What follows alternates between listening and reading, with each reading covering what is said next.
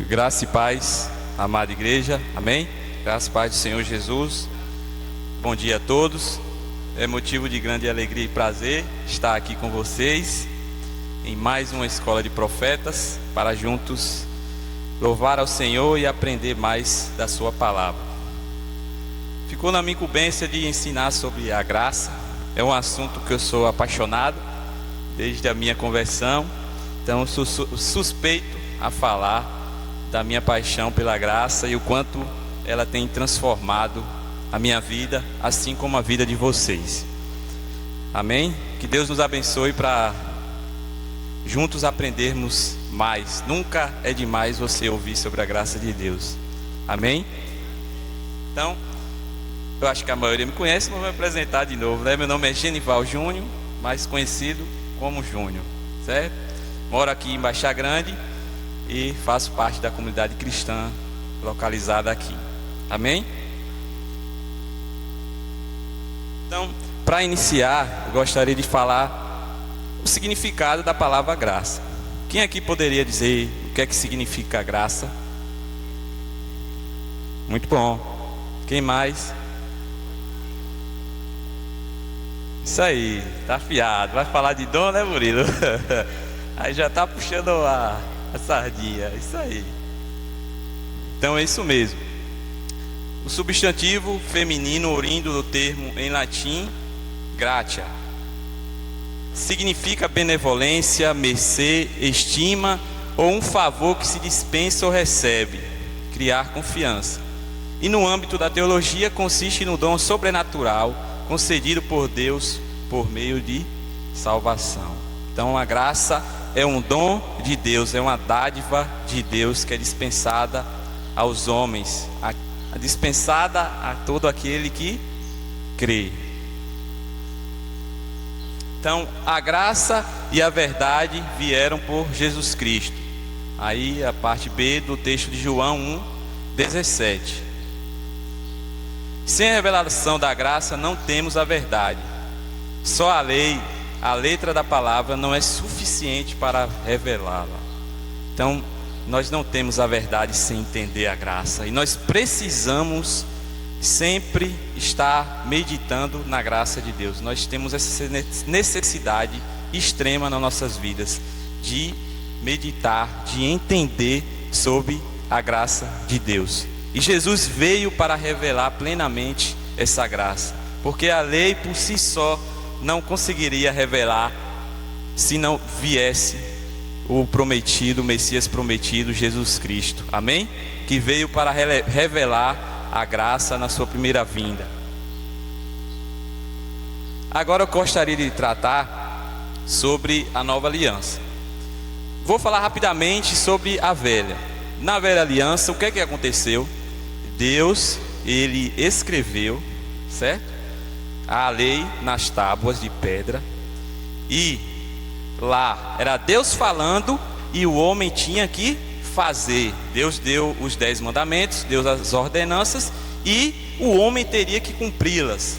Só que na nova aliança é diferente.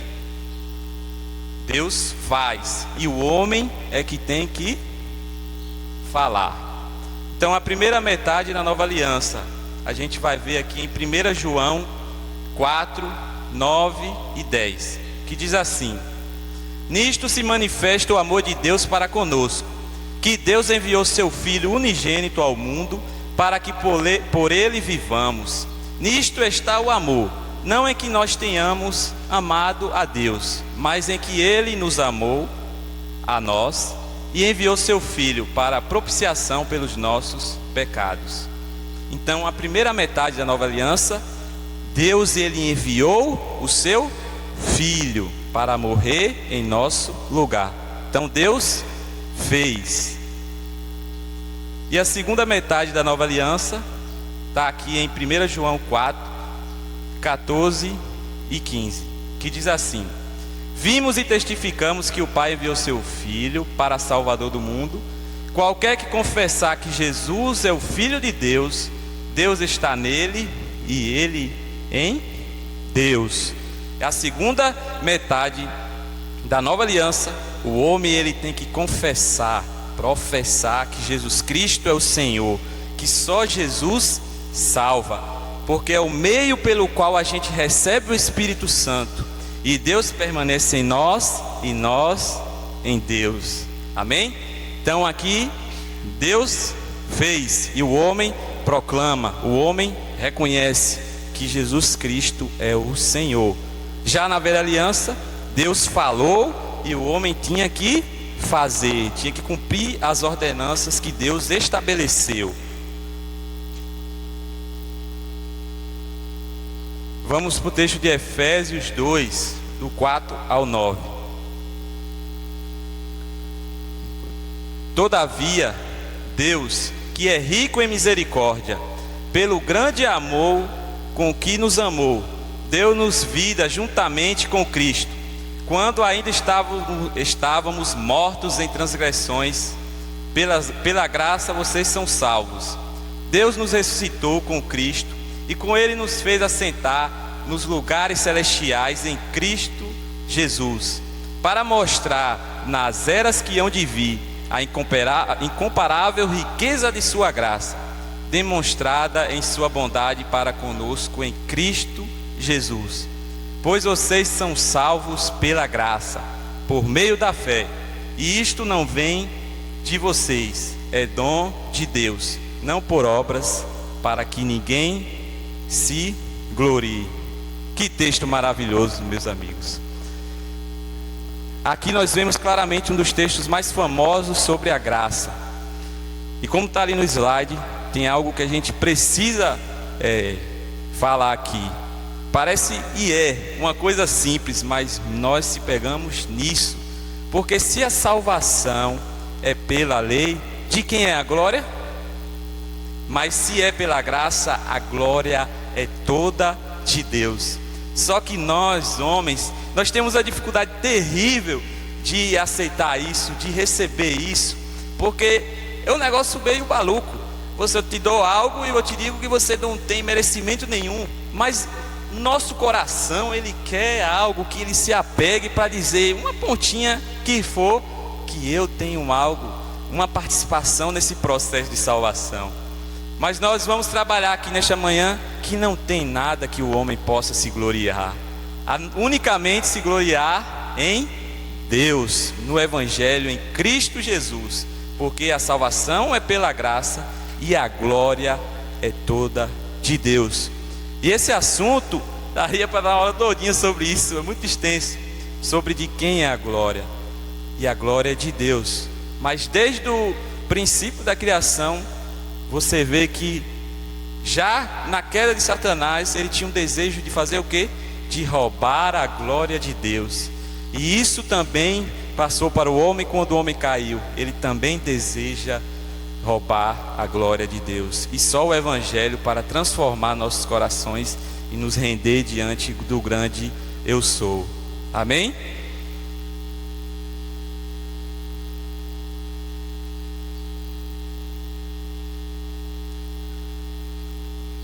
Romanos 3, 23 ao 27, que diz assim: pois todos pecaram e estão destituídos da glória de Deus, sendo justificados gratuitamente por sua graça, por meio da redenção que há em Cristo Jesus. Deus ofereceu como sacrifício para propiciação mediante a fé, pelo seu sangue, demonstrando a sua justiça. Em sua tolerância havia deixado impunes os pecados anteriormente cometidos, mas no presente demonstrou a sua justiça, a fim de ser justo e justificador daquele que tem fé em Jesus. Onde está então o motivo de vanglória? É excluído. Baseado em que princípio? No da obediência à lei? Não, mas no princípio da fé. Então aqui nós vemos um resumo do Evangelho, um resumo da graça de Deus. Deus é santo, o homem é pecador, só há salvação por meio de Jesus Cristo, e não há motivo para o homem se gloriar. Quem é Deus? Quem é o homem? Quem é Jesus? É um dos textos centrais das Escrituras a respeito do Evangelho, para entendermos a graça de Deus. Então vamos adiante.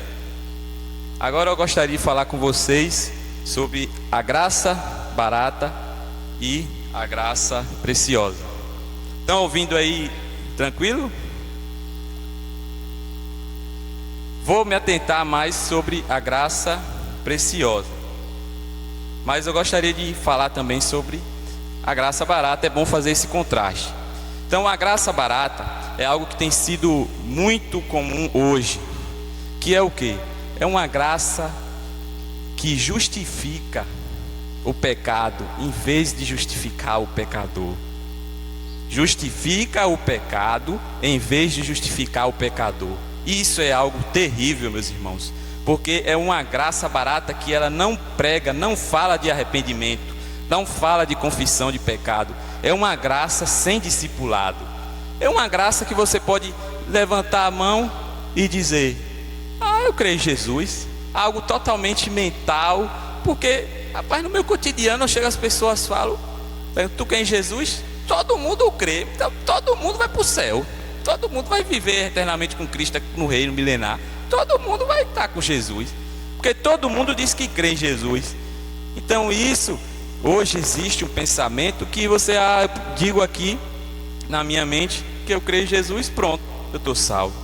Mas não ouve sobre arrependimento, não ouve sobre o inferno, não ouve sobre a condenação que o pecado traz sobre os seres humanos. Então é aquele negócio, né? Ah, você é tão bom, igual o Reis falou, só falta a cereja do bolo, que é Jesus Cristo. Misericórdia, tu não presta para nada, a gente não presta para nada. Hoje se fala de um evangelho que Jesus é a cereja do bolo. Isso não é o evangelho. Jesus, a gente vai passar para a graça preciosa, ele não é um amuleto da sorte. Jesus não é algo que acrescenta na sua vida. Quando Paulo vai falar em Coríntios, 1 Coríntios, sobre receber o evangelho, é 1 Coríntios acho que 15, se eu não estiver errado, sobre receber o evangelho. Você já parou para pensar no que é receber o evangelho? Receber o evangelho, qual o evangelho que vocês receberam, não quer dizer simplesmente que agora eu creio em Jesus e pronto, acabou. Não, receber quer dizer que Jesus, ele passa a ser tudo na sua vida. Ele não é acrescentado a coisas boas que já existem na sua vida ou em seu coração. Ele passa a ser tudo. Você larga tudo para servir a Jesus, porque não há nada que preste em você e em mim. Cristo, ele vem para se tornar o nosso rei, porque a graça preciosa é um chamado ao arrependimento, é o chamado ao discipulado. Porque muitos pregam Jesus como Salvador, mas não pregam Jesus como Senhor. Então Jesus, ele também é o Senhor das nossas vidas. Nosso coração tem que se mover para Ele, e isso é uma ação do Evangelho do Espírito Santo em nossas vidas. Então, a graça preciosa é uma graça que a gente larga tudo, é o tesouro, é a nossa pérola, é o reino dos céus, o qual a gente vive todos os dias olhando para isso, o qual o Evangelho nos capacita para negar as nossas vontades e seguir a Jesus Cristo. É algo maravilhoso, não é simplesmente uma confissão mental, é uma vida na qual a gente vai viver por meio da graça maravilhosa de Deus. Amém?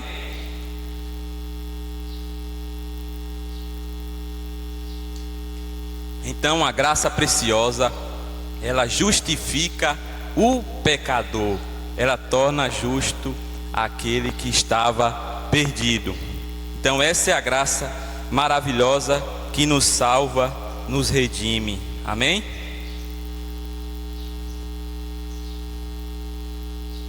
Então, não pode ser barato para nós aquilo que custou caro para Deus. Deus deu aquilo que Ele tinha de mais precioso, que foi o seu Filho. Então Ele deu algo de grande valor, custou caro, custou a vida de Jesus Cristo. Então nós não podemos de maneira nenhuma baratear a graça de Deus. Então existem elementos fundamentais da revelação da graça.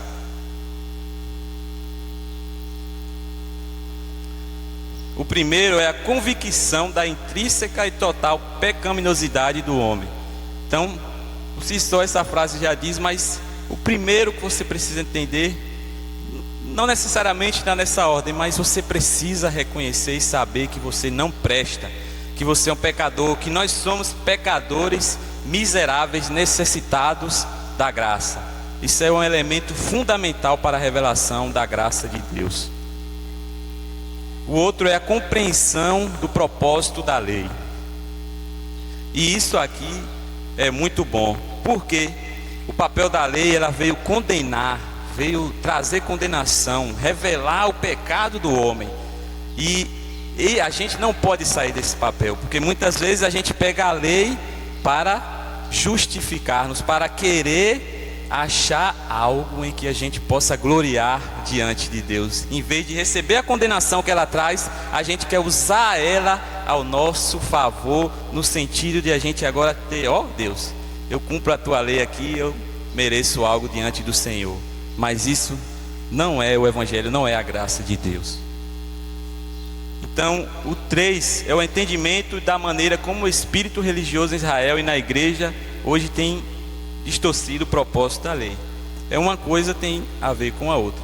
Se a gente entende o propósito da lei, a gente não vai cair nesse erro que eu estou falando com vocês, que é distorcer a lei, trazer ela para glorificar a nós mesmos, em vez de glorificar a Deus. Amém?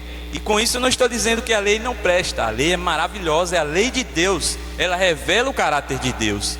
Só que em relação a nós, o propósito dela é mostrar o nosso pecado, mostrar que nós somos necessitados da graça de Deus. Além de, no Antigo Testamento, a lei foi um aio, um tutor até Jesus vir. O quarto é a revelação da motivação básica, que explica por que o homem tem tanta dificuldade para entender e receber a graça de Deus. Então, o homem, ele tem um desejo terrível no coração, que é de roubar a glória de Deus. Então, porque nós temos esse desejo, a gente tem uma dificuldade terrível de receber a graça de Deus. Então, só o Evangelho para quebrar as barreiras e nos fazer se achegar a Deus com humildade e quebrantamento. E o 5, a revelação do anseio eterno do coração de Deus. Essa revelação do anseio eterno do coração de Deus tem a ver com o desejo de Deus, desde antes da criação do mundo, de ter comunhão. O homem foi feito para ter comunhão com Deus, de um relacionamento pactual com Deus, para que Deus passasse o peso do seu coração, para que o homem fosse um representante de Deus aqui na terra, e expressasse a sua glória e a sua autoridade. E o 6º é o entendimento das limitações do arbítrio do homem hoje, depois da queda e da revelação em Cristo. Então hoje o homem, ele não tem livre-arbítrio, ele não tem. Então esse entendimento é muito importante, porque você, do nada, você não chega aqui, estou sentado aqui de boa. Comigo não foi assim, não sei se foi com você. Não estava sentado de boa, do nada, opa, eu quero servir a Jesus. Comigo não foi assim. Então teve uma obra que aconteceu no nosso coração para a gente desejar Jesus. E essa obra é uma obra anterior do Espírito Santo. A gente vai ver um pouco mais à frente, quando eu tratar logo depois aí sobre o processo da nossa salvação. Mas se a gente fica batendo na tecla que o homem tem livre-arbítrio, complicado. Aí você vai ficar o tempo todo, aí o homem tem que aceitar Jesus, você tem que aceitar Jesus, Jesus é o melhor da vida. A gente está colocando um poder no homem. A gente não deve aconselhar ninguém, a gente deve pregar o Evangelho, pregar a palavra. E o Evangelho, o Espírito Santo, ele vai fazer aquilo que é necessário. Então, morto não tem livre-arbítrio. Amém?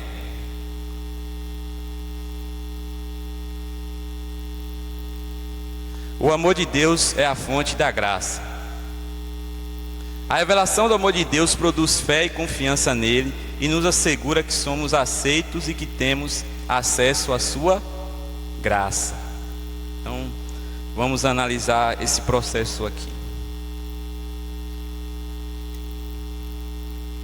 Então, precisamos entender mais sobre o amor de Deus. porque só assim a gente vai ter mais revelação da nossa identidade em Cristo. Então, para isso nós vamos analisar aqui. A referência aqui é aquele seu ali, ó, todo estiloso de óculos. Isso aqui eu pesquei da aula dele que ele deu pra gente aqui, viu? Então, ó, o amor de Deus é a fonte da graça. O primeiro aqui, eu não vou falar, não vou me deter em falar cada ponto aqui detalhadamente, senão vai uma aula toda também, viu? Porque isso tudo que eu estou falando com vocês aqui eu dou em 17 aulas, então é um resumo do resumo do resumo. Ó, primeiro, o que é que acontece nesse processo de salvação? O que é que acontece? A pregação da fé, a palavra de Deus. Porque o que é que diz na Escritura? A fé vem pelo ouvir, e ouvir a palavra de Deus.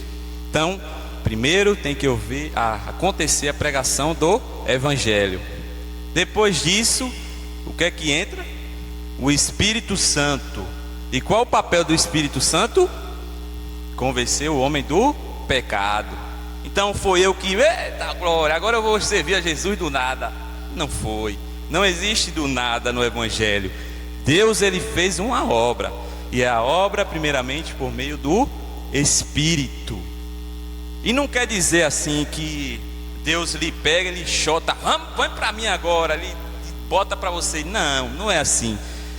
O que acontece é que o Espírito Santo, ele faz uma obra no seu coração anteriormente, e essa obra, ela faz com que o seu coração deseje a Deus. É essa obra que o Espírito Santo faz. Mas não desejou por meio de você mesmo, mas pela obra da graça de Deus. Então o Espírito Santo vem, faz sua obra, e o que é que acontece? A gente tem uma revelação do amor de Deus, do quão Deus, ele é maravilhoso, ele é amoroso, ele enviou seu Filho para morrer em nosso lugar, e que o amor dele é infinito, incalculável, perfeito, assim como ele é. Então, essa revelação do amor de Deus produz fé. E a fé, o que é fé? Quem poderia dizer o que é fé? Muito bom. Isso aí me marcou quando eu tive a aula aqui no CPP, que Heber falou que fé, a gente tem muitas vezes um conceito errado sobre fé. Fé não é chegar aqui e dizer, eu creio que a água é potável, a água que eu estou bebendo é potável, que quando acionar o freio do carro, vai funcionar o freio. Não, isso aí é um positivismo, é algo da sua mente, meramente mental. A fé é uma esperança de algo que você vai receber. É como Deus lhe deu aqui, ó, toma aqui a sua escritura de posse das promessas que lhe aguardam. Então você tem uma confiança sobrenatural naquele que fez as promessas. Fé é uma confiança em Deus sobrenatural. Não é simplesmente uma função da mente, porque se for, não merecia a nossa confiança. Se eu fosse confiar na minha mente, a gente deve confiar em Deus, porque Deus prometeu e Ele vai cumprir. Então se Ele disse que eu vou receber, que eu vou herdar o reino, então isso é uma certeza absoluta. Não tem nada que pode tirar isso das nossas mãos. Amém? É uma confiança sobrenatural naquele que fez as promessas. E o que é que a fé faz? Ela dá acesso à graça. Então a graça maravilhosa de Deus que nos salva e nos torna justos diante de Deus. E essa graça, para na graça, parou na cruz e pronto, acabou?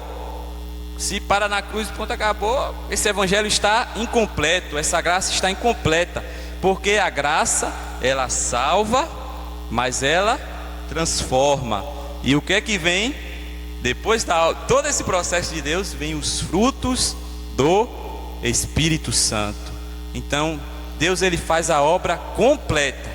Ele não deixa o caminho pela metade, ele não vai até a metade do caminho. Nós precisamos saber disso, porque muitos têm pregado um evangelho que é é simplesmente, eu estou salvo, pronto, acabou, que se dane o mundo, taca fogo aí, eu taca água de novo, e eu quero cair fora daqui, e não tem mais nada que me importe, porque se eu já fui salvo, era o que me bastava. Mas isso não é o Evangelho. O Evangelho é um chamado para o discipulado, e o discipulado ele dá frutos do Espírito Santo. Amém? Então, era isso aqui em relação a esse gráfico. Tem muito mais coisas, mas o tempo não permite.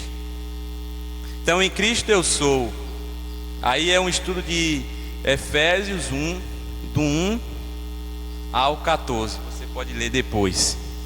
Em Cristo nós somos abençoados, escolhidos, predestinados, adotados, aceitos, redimidos, perdoados, esclarecidos, herdeiros, selados. Nós estamos seguros. Eita glória!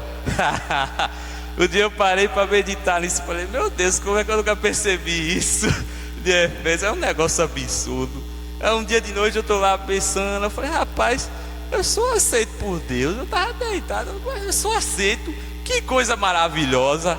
Rapaz, a gente é aceito por Deus, meus irmãos. Vocês já pararam para pensar nisso? E todas essas bênçãos aqui é algo maravilhoso. A gente precisa ter essa revelação de que a gente é, da nossa identidade, porque se a gente tiver essa revelação, todo o demais vai ser transformado. A base é essa. Se a gente não entender o Evangelho, a graça de Deus, todo o resto vai ser desgraçado, vai ser triste, vai ser enfadonho, vai ser eu querendo correr atrás de agradar a Deus, vai ser eu querendo fazer as coisas para ser aceito pelos outros, vai ser eu querendo me preocupar com minha autoimagem, em o povo achar e as pessoas achar que eu sou bonzinho, que eu sou um bom crente, que eu faço isso, que eu faço aquilo.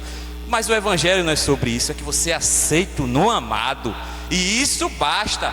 Para Jesus bastou, como é que para nós não vai bastar? Nós não precisamos das coisas dessa terra, nós não precisamos dos deleites dessa terra, no sentido de que a gente viva por eles. A gente pode desfrutar das coisas da terra, mas se gloriando em Deus. É isso que é o Evangelho, é sabendo quem eu sou.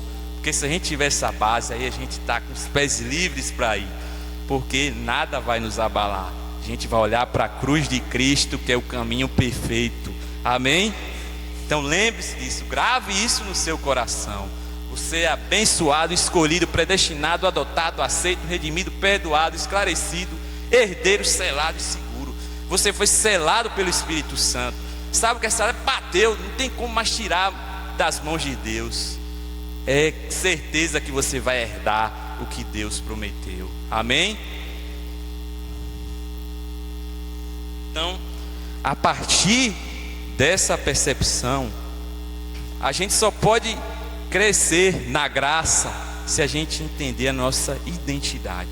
Não tem como inverter esse processo. O que acontece é que muitas vezes, quando se há uma exposição do Evangelho, acontece uma embolação em relação a isso. Porque a pessoa mistura salvação com justificação, a pessoa mistura que você tem que fazer algo para ser aceito. É uma confusão.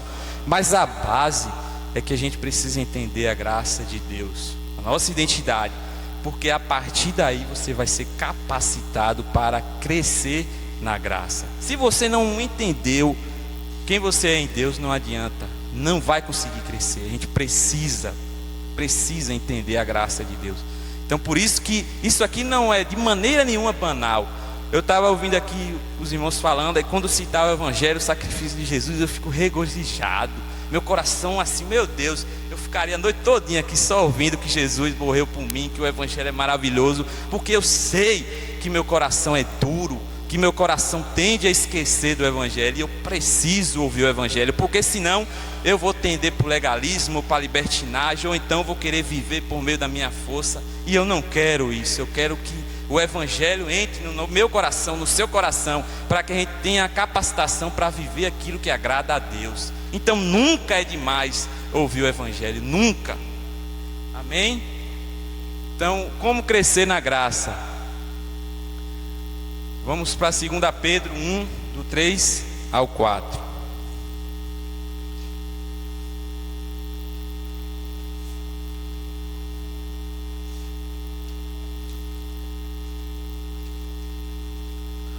que diz assim: seu divino poder nos deu todas as coisas de que necessitamos para a vida e para a piedade, por meio do pleno conhecimento daquele que nos chamou para a sua própria glória e virtude. Por intermédio destas, ele nos deu as suas grandiosas e preciosas promessas, para que por elas vocês se tornassem participantes da natureza divina e fugissem da corrupção que há no mundo, causada pela cobiça. Que coisa maravilhosa! Eita glória! Esse texto não sai da minha mente e eu fico batendo na minha mente para descer para o coração. Toda vez que eu ouço uma pregação, eu estou vendo o irmão falar sobre algo que nós devemos fazer, só vem isso para minha mente. Porque eu sei, mais uma vez, que eu vou tender. Aí eu ouço o irmão falando que a gente tem que viver as disciplinas espirituais, né, Eliane? Aí meu coração já quer, eita, eu tenho que fazer. Mas não é sobre isso que você tem que fazer, só que você tem que lembrar qual é a sua fonte. Seu divino poder nos deu todas as coisas que necessitamos para a vida e para a piedade. O princípio é esse. Eu fico martelando para eu lembrar. Epa, coração, não é você que vai fazer. Você tem que descansar, saber que Deus já lhe deu tudo o que você precisa. Se a gente não entender isso, não vai conseguir. Vai ser na força do seu braço. E uma hora, meu irmão, eu digo, você vai cansar, eu vou cansar, e aí o negócio pega. É Deus que faz, Ele que já deu tudo. Não quer dizer que você vai ficar estático, vai cair do céu, não. Mas o princípio é saber que Deus, Ele já deu o que você precisa. Então o que vier depois não é sua glória, é a glória de Deus. A glória é para Deus unicamente. Amém? Pense num exemplo rápido. Suponhamos que uma mãe manda um adolescente ou um jovem, bem jovem, para cá. Ela vai arrumar a mochila. O que é que ela vai colocar lá dentro? As coisas que ela precisa, as coisas essenciais, tudo que precisa, se não esquecer, né? Porque nós somos falhos, pode esquecer, mas pegue o exemplo no modo ideal. Vai colocar na mochila tudo que precisa para vir para esse acampamento, para ficar aqui, certo? Assim é Deus, Ele nos deu tudo, Ele colocou na nossa mochila lá, tudo que você precisa para viver uma vida aqui na terra que possa agradar a Ele. Então não falta nada a você, meu irmão. Você está esperando o quê? Nós estamos esperando o quê? O Evangelho já foi revelado. Ele nos deu a graça, a verdade. Nós não precisamos de mais nada, porque Ele já nos deu tudo. O Espírito Santo é suficiente para você? Amém. Então nós precisamos é que esse Evangelho desça para o nosso coração, para que a gente creia que é possível, porque Ele disse que é. Se Ele disse que é e Ele nos deu o que precisa, não há como duvidar. Amém? Então existem três modos de viver. Três modos de viver aqui na terra. Eu gostaria de falar sobre eles. Jesus disse: eu não vim chamar justos, mas pecadores. Aí em Mateus 9:13. Então as pessoas, elas tendem a dizer que há somente dois modos de viver aqui na terra. E quais são eles? Legalismo ou libertinagem. A religião ou a irreligião. Olha o gráficozinho aqui. Esse gráfico é do mais eu peguei das horas do nosso irmão, viu? É muito bom. Tem que dar o crédito, né?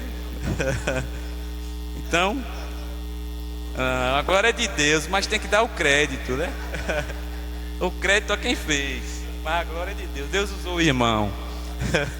Então, isso é muito importante também a gente entender, que não existe só dois caminhos para viver. Aí o que é falado no mundo, né? Existe o ir na igreja muitas vezes. O caminho do legalismo, que é o quê? Eu faço as coisas para ser aceito por Deus. E o caminho da irreligião é que eu vivo do jeito que eu quero. Ou seja, aquelas pessoas que têm uma moral, que preserva tudo, que tem uma moralidade, que é correto, esses vão conseguir o favor de Deus. Isso é o legalismo. Ou então as pessoas que vivem uma vida falando isso: rapaz, você, Murilo, você é um retrógrado, você é uma pessoa de mente fechada. É só as pessoas que têm a mente aberta que vão conseguir alcançar o favor de Deus. Isso é libertinagem. Então existem doutrinas, filosofias mundanas e que se embolam muitas vezes com o evangelho e o tornam infrutífero por causa desses dois extremos. Só que o evangelho não é uma coisa nem outra. O evangelho é algo totalmente diferente. Totalmente diferente. O que é que diz o evangelho? O humilde está dentro e o orgulhoso lá fora. Aí vocês podem ver no fariseu publicano que Jesus está falando em Lucas 18, vocês podem ler depois. Então, o caminho do evangelho é diferente, porque você é aceito por Deus, você é capacitado para viver uma vida que agrada a Ele. Não é por as suas obras, não é pela força do seu braço que você vai conseguir agradar a Deus. Então, as pessoas que pensam estar muito bem, obrigado, se distanciam cada vez mais de Deus. Então eu era um desses aqui, eu era um desse, como se fosse entre aspas um fariseu. Eu já pensava que estava muito bem, porque eu estava ali na Bíblia orando, e eu já era mais santo do que os crentes, e os crentes tudo não prestava, porque tinha gente que nem lia a Bíblia, então eu já me achava muito melhor do que eles. Mas Deus vem lapir a gente, bate o evangelho e faz a gente cair de joelho e reconhecer que só Ele é santo, só Ele é poderoso, que eu não presto, que você não presta, e que é Ele que transforma o nosso coração, e que o evangelho nos coloca no nosso lugar, que é um lugar de humildade e quebrantamento, em saber que não é por sua moralidade e nem pela sua falta de moralidade, é por causa do sangue de Cristo Jesus, que venceu a morte e o pecado na cruz do Calvário. Amém? Isso é o evangelho. Então fujamos tudo quanto podemos do legalismo e da libertinagem. É igual, às vezes o pessoal quer apertar a nossa mente no trabalho, né? Aí um dia um soltou mesmo assim: Jesus era, como é que se diz, comunista. Ou outro disse: Jesus era conservador. Eu falei: epa, Jesus não era uma coisa nem outra.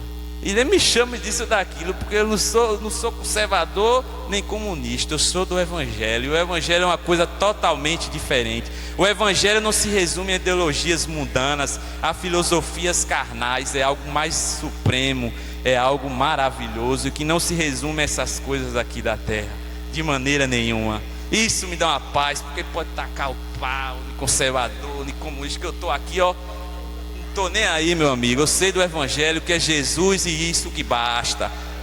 Pode falar mal aí, mas o que me importa é Jesus Cristo, é o evangelho. Isso eu não estou dizendo que a gente deve ter aversão política. Isso eu estou dizendo que toda ideologia é uma idolatria. Se você coloca as suas esperanças no comunismo, ou no capitalismo, ou no conservadorismo, você está ferrado. A nossa esperança está em Jesus. Unicamente Jesus, que é capaz de resolver todos os problemas do mundo. Amém? Olhe para Cristo. Amém. Então, vamos pular para o coração. Vocês, se quiser, podem abrir aí na Bíblia, Tito. Se quiser, deixa aí aberto para vocês acompanharem.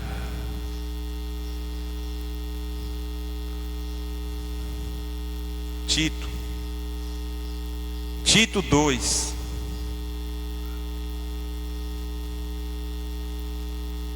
Cadê Lento? Tem quantos minutos ainda aí, Lento? Meia hora ainda? Menos, né?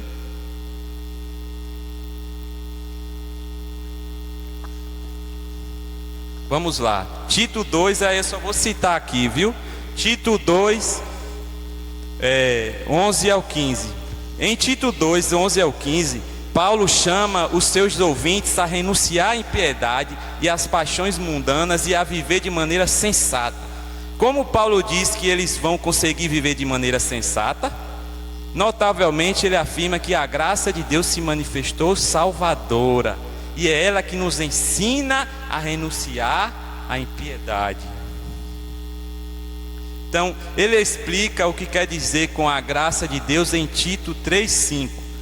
Não por causa de atos de justiça por nós praticados, mas devido à sua misericórdia, ele nos salvou. É assim que renunciamos à tentação. Amém?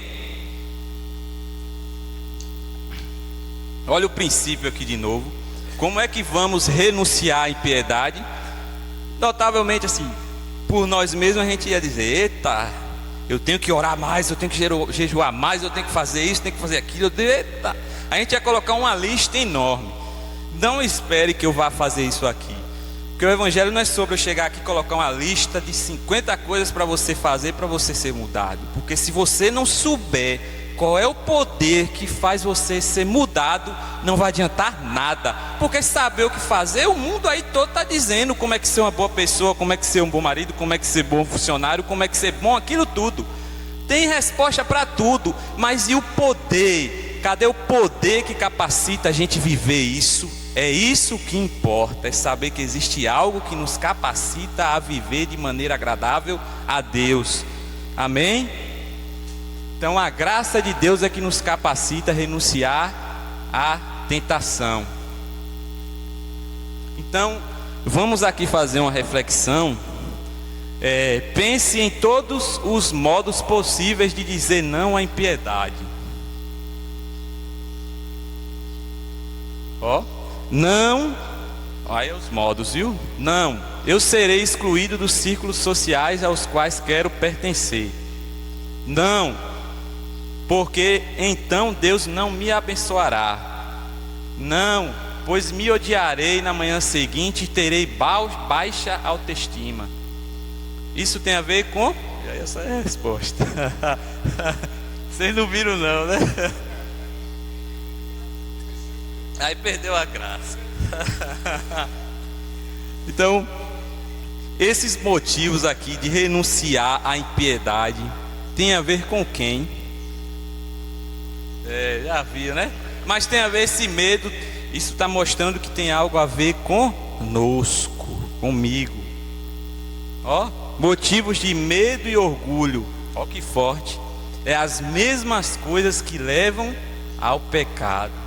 Que coisa forte. Então, nós podemos estar fazendo coisas certas exteriormente, mas com a intenção errada. Isso pode ter uma intenção errada, que é a mesma coisa que leva você a praticar o pecado. Isso é o que? É usar Deus para obter coisas. Autoestima, aceitação, prosperidade. Então nós podemos usar Deus para o nosso bel prazer. E isso não é o evangelho. E claro que a motivação importa, porque no mundo existem pessoas morais aí que não são cristãs. Tem muito melhor às vezes do que nós crentes, né? Tem gente que ajuda milhões de pessoas e faz muito mais coisas às vezes do que a gente. Então não é sobre simplesmente uma moralidade aparente, é sobre também a intenção do coração. É sobre uma virtude verdadeira. Porque eu posso fazer coisas boas com a intenção totalmente errada. É igual se eu dou um presente para Reis. Oi, Nalda. Vai, Nalda, que está fazendo aniversário. Aí eu dou um presente a ela. Digamos que eu dou uma Bíblia. Aí eu estou dando a Bíblia com a intenção correta. Ela vai me dar uma Bíblia maior ainda. Aí chega me dá a Bíblia de volta, porque ela viu que eu dei com a intenção correta. Aí chega Sivaldinho Reis e vai: rapaz, eu vi que ela deu uma Bíblia melhor ainda, porque Juninho deu uma Bíblia para ela, então agora eu vou dar uma coletânea para ela, porque aí se eu der uma coletânea para ela, ela vai me pagar um curso de teologia para mim. aí pronto.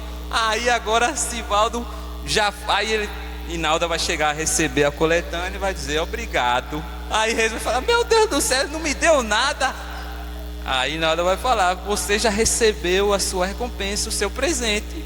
Porque ele deu para ele mesmo, deu para Inalda, mas com o intuito dele receber algo em troca. Então isso que eu estou falando quando eu estou dizendo sobre intenção, sobre motivação. Não adianta a gente fazer algo querendo algo em troca, porque aí nós estamos fazendo para o nosso próprio ego, o nosso egoísmo, e isso não é o evangelho, não é a graça de Deus. É simplesmente eu querer algo em troca para ganhar com Deus. Toma lá da cá, o toma lá da cá cristão, que não existe isso. Então fujamos disso pela graça de Deus. Amém? Então o nosso coração, ele esquece fácil da graça de Deus, já que opera no modo padrão, pré-programado. Então o segredo, que é uma coisa mais simples que existe, é que nosso coração, ele esquece, meus irmãos. Você pode dizer na mente que você é salvo por Deus, mas o seu coração é danado para esquecer. Então anota aí, meditem depois no Salmo 103, porque não vai dar para a gente fazer isso aqui. Davi ali ele está meditando sobre as maravilhosas coisas de Deus. Ele vai dizer assim: bendiga ao Senhor a minha alma, bendiga ao Senhor todo o meu ser. Bendiga ao Senhor a minha alma, não esqueça de nenhuma de suas bênçãos. Aí ele vai dizer tudo o que Deus faz, que afasta de nós os nossos pecados, que nos aceita. Que coisa tremenda. Ele está falando: minha alma, lembre de que Jesus fez por você, porque o nosso coração, ele se esquece fácil. Ele se esquece fácil. Seu coração tem um jeito e ele só quer ir por orgulho, só quer ir para você se sentir aceito pela sua própria força. Mas o evangelho, ele nos renova. Então se você e eu quisermos receber o poder para mudança, você precisa deixar que o evangelho o ensine, o eduque, fale ao seu coração, até que você seja mudado, suas atitudes, sua motivação seja mudada. Se o evangelho, todos os dias você lembrar do evangelho. Paulo chegou, no texto que eu citei no início, ele falou: quero lembrar-nos do evangelho. Ele não estava falando para descrente, estava falando do evangelho que eles receberam, do qual Paulo pregou. Eles receberam e ainda fala que estava firme, e mesmo assim ele falou que ele queria lembrar do evangelho. Aí hoje os crentes: o evangelho de novo, já está cansado de ouvir que Jesus morreu por mim. Meu amigo, é brincadeira. Lutero disse que a gente precisava martelar o evangelho na nossa cabeça para descer para o nosso coração. Aí vai chegar eu hoje abençoado e dizer: o evangelho, quem sou eu que não preciso do evangelho? Quem sou eu que não preciso do evangelho? Paulo, todos vocês estavam falando do evangelho o tempo todo. Como é que a gente vai dizer que não precisa do evangelho hoje? Nós precisamos do evangelho. Urgentemente a gente precisa todos os dias martelar do evangelho nas nossas mentes, no nosso coração, para que a gente lembre que é Jesus que salva, que transforma, para a gente trilhar esse caminho, um caminho firme no evangelho. Amém? Então vou falar aqui rapidamente do trabalho. Num mundo em que a gente vive, onde o trabalho é algo terrível, ou algo em que a gente idolatra, é onde o meio da minha satisfação, aí a gente fica pulando em dois extremos. Ou o trabalho, ele é algo que eu encontro o meu motivo de existência, ou então é algo em que eu, misericórdia, é a segunda-feira. Segunda-feira de novo, que terrível, vou esperar pela sexta-feira, é o sextou crente. É o sextou gospel. Eu espero, minha vida se resume a sexta-feira, porque o trabalho é um negócio terrível para a pessoa. Isso não é o evangelho, meu amigo, meu irmão. O evangelho, ele transforma o modo, a graça de Deus transforma o modo como a gente entende o trabalho. E existem propósitos do rei para o nosso trabalho, a gente vai ver aqui. Depois vocês leiam os textos, viu? Colossenses 3:23, 2 Tessalonicenses 3:14 e Provérbios 21:25. Então, vai botar no grupo, não vai adiantar. Fique tranquilo. Os propósitos de Jesus para o nosso trabalho: trabalhar para amar a Deus, trabalhar para amar os outros, trabalhar para refletir o caráter de Deus, trabalhar pelo dinheiro também, trabalhar pelo prazer, trabalhar para adornar o evangelho, trabalhar com fé. Então, trabalhar para amar a Deus. Se você acha que vai amar a Deus no canto igual um monge, não vai, rapaz. Vai amar o próximo assim, misericórdia. Vai amar é no meio do campo de batalha, porque tem os abençoados que você vai ver que a carne já quer encarguelar. Aí o Espírito Santo diz: aquieta, que tu é pior do que ele.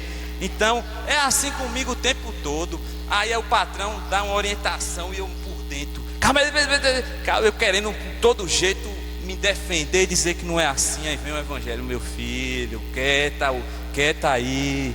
Então, a luta é diária, e o evangelho, a graça de Deus, ela vai fazendo isso no nosso coração, e a gente vai trabalhar para refletir o caráter de Deus. Por o dinheiro é importante, não é o nosso Deus, mas a gente precisa do dinheiro.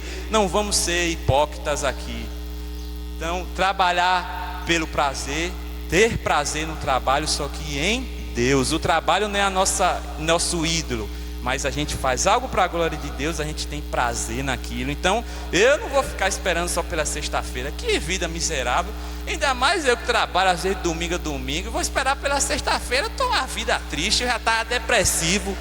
Não, eu vivo para a glória de Deus. A gente deve viver, você e eu vivamos para a glória de Deus. Amém? Então, trabalhar para tornar o evangelho.